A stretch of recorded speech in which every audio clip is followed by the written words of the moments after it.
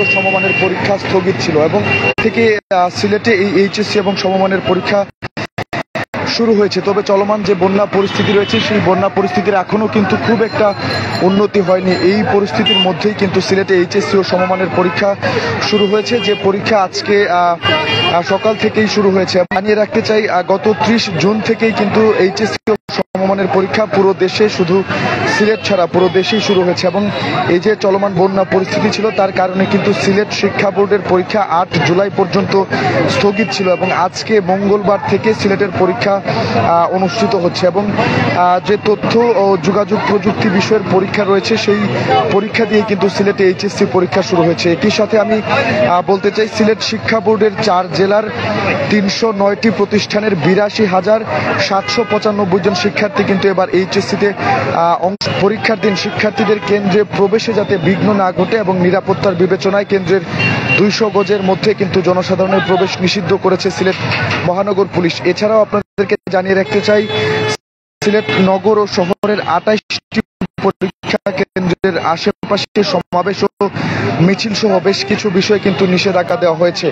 এছাড়াও বিভাগের 4 জেলায় 87টি পরীক্ষা কেন্দ্রের মধ্যে সিলেটে 33টি, সুনামগঞ্জে 22টি এবং মৌলভীবাজারে 14টি ও হবিগঞ্জে 18টি কেন্দ্রে কিন্তু পরীক্ষা অনুষ্ঠিত হচ্ছে। আর স্থগিত যে 4টি বিষয় ছিল সেই বিষয়ের মধ্যে 13 আগস্ট বাংলা প্রথম পত্র, 18 আগস্ট বাংলা দ্বিতীয় পত্র এবং 20 আগস্ট ইংরেজি প্রথম অনুষ্ঠিত হবে, এমনটাই কিন্তু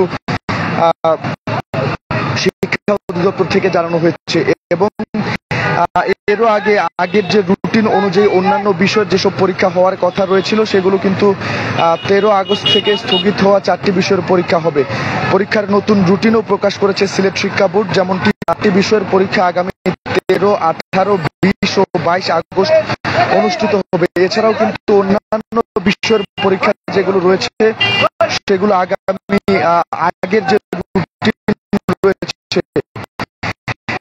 সেই রুটিন অনুযায়ী অনুষ্ঠিত হবে এবং আগের রুটিনে 30 জুন যেমনটা 4 জুলাই ইংরেজি প্রথম পত্র ও 7 জুলাই ইংরেজি দ্বিতীয় পত্রের পরীক্ষা অনুষ্ঠিত হওয়ার কথা ছিল। তবে এখন 13 আগস্ট বাংলা প্রথম পত্র, 18 আগস্ট বাংলা দ্বিতীয় পত্র এবং 20 আগস্ট ইংরেজি প্রথম পত্র, একই সাথে 22 আগস্ট ইংরেজি দ্বিতীয় পত্রের পরীক্ষা অনুষ্ঠিত হবে। গত 29 মে থেকেই কিন্তু ভারী বৃষ্টি এবং উজান থেকে নেমে ভারী ঝড়ের কারণে সিলেটে দেখা দিয়েছিল, যার ফলে কিন্তু 8 জুনের পর পরিস্থিতি অনেকটা স্বাভাবিক হয়ে আসে। সবশেষ 17 জুন শুরু হওয়া টানা বৃষ্টিতে সিলেটে কিন্তু দ্বিতীয় দফায় বন্যা পরিস্থিতি তৈরি হয়।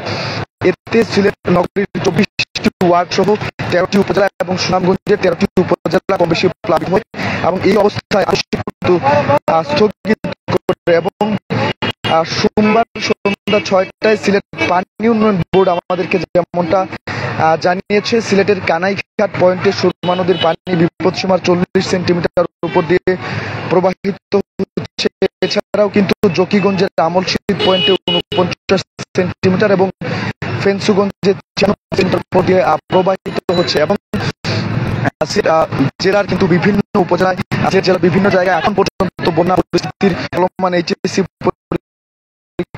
এটি নিয়ে শিক্ষার্থীদের অভিভাবকরা অনেক সংখ্যায় রয়েছেন, কেননা এখনো অনেকের বাসা বাড়িতে পানি রয়েছে। তারা মনে করছেন যে যেহেতু বাসা বাড়িতে পানি রয়েছে বা কিছুদিন এই ধরনের বন্যা পরিস্থিতি সৃষ্টি হয়েছিল, অর্থাৎ টানা 3-3বার সিলেটবাসী ভয়াবহ বন্যার কবলে পড়েছিলেন। সেক্ষেত্রে যেহেতু বাসা বাড়িতে পানি রয়েছে, শিক্ষার্থীরা ঠিক মতো পড়াশোনা করতে পারেনি বা যেহেতু তারা ঠিক মতো পড়াশোনা করতে পারেনি, সেক্ষেত্রে আসলে দুশ্চিন্তা রয়েছেন যে শিক্ষার্থীরা ঠিকভাবে পরীক্ষার প্রশ্নের উত্তর দিতে পারবে কিনা বা পরীক্ষা ভালো করতে পারবে কিনা, এই দুশ্চিন্তাটি কিন্তু থেকেই যাচ্ছে। একই সাথে সিলেটের যে সকল কেন্দ্রে পরীক্ষা অনুষ্ঠিত হচ্ছে তার আশেপাশেও অনেক কেন্দ্রে পানি রয়েছে, যার ফলে শিক্ষার্থীদের কেন্দ্রে পৌঁছাতে অনেকটাই অসুবিধা হচ্ছে। কিছু মিলিয়ে বলা চলে যে চলমান বন্যা পরিস্থিতি আজকে থেকে এইচএসসি সমমানের পরীক্ষা শুরু হয়েছে। সিলেটের বিভিন্ন শিক্ষা প্রতিষ্ঠানে 28টিরও বেশি কেন্দ্রে 28টি কেন্দ্রে কিন্তু এইচএসসি সমমানের পরীক্ষা হচ্ছে এবং একই সাথে শিক্ষা বোর্ড সিলেট শিক্ষা বোর্ড তারা কিন্তু যে পরীক্ষাগুলো পরীক্ষাগুলো রুটিন প্রকাশ করেছে এবং একই সাথে পূর্বের যে পরীক্ষাগুলো আছে সেগুলো আগের কিন্তু জানানো হয়েছে। এছাড়াও আমি বলে রাখতে চাই, চলমান বন্যা পরিস্থিতির কারণে শিক্ষার্থীদের অভিভাবক অনেকটাই দুশ্চিন্তায় রয়েছেন, কেননা এখনো অনেকের বাসা বাড়িতে পানি রয়েছে পরীক্ষা কেন্দ্রের আশেপাশে, যার ফলে পরীক্ষা কেন্দ্রে যেতে যেমনটা সমস্যা হতো, তার একইভাবে কিন্তু বাসা বাড়িতে পানি থাকার কারণে শিক্ষার্থীদের প্রস্তুতি নিতে অনেকটা ব্যাঘাত ঘটেছে, যার ফলে অভিভাবকের কপালে কিন্তু একটা দুশ্চিন্তা ভাঁজ থেকেই যাচ্ছে। দর্শক, সিলেটের এইচএসসি ও সমমানের পরীক্ষা নিয়ে আমার কাছে এখনকার মতো মোটামুটি এই ছিল।